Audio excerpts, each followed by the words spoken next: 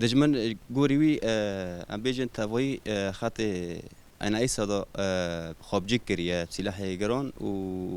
بلاشگری و عسکری لاشگری و خوابجی کریه ده قاعده دا زیاده تر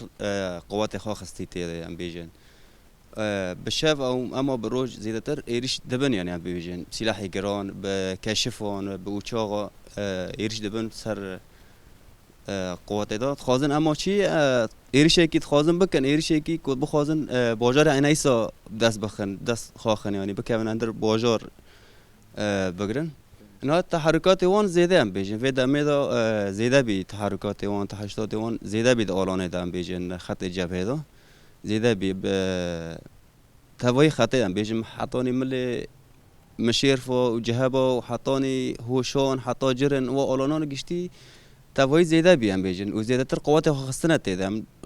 بروجانا قوات خنه تیدا ونا و تقوی که بعضن خستنه تیده اما گوریوی قوات ماجی ام بیشن سوریه دموکراتیه اوجی دور دام حاضرن یعنی برس جبو برس فیوانا جبو ایوانا نه معنی قوات خستنه تیدا حاضر بون تنه برس بون تنه نه گوریوی قوات ماجی حاضر آمدنه و البنده گوری کو دجمن قوات خستی و آلان تجکری او قوات میدم بیجند نوبر دا سر ریان فور دا یان دوا گندان دا ملت هش خو ملت جیان دکه ملت دا و گوری وی ملت برخواد ده یعنی برخوادونه که ملت چی بیه ملت برخواد ده ملت تجاری اوجی عین کلاک قوات سوریه دموکراتیک ساکینه و برخوادن یعنی هم بیجن ها وقتی که ام بحث دکن مثلا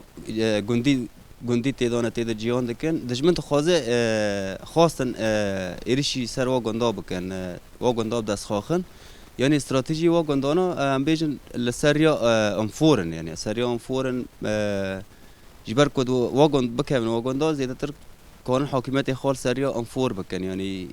نایلن کس بچه واره ناو و آلانه دا اما گوریوی ام بیجن قوات ماجی حاضر اما ایدن جی ملت جی یعنی او گندی دوا گندا دا یعنی گندی جی خوشنده ندانه گندی جی دور دا آمدن حاضر یعنی کلک قوات سکین ام بیجن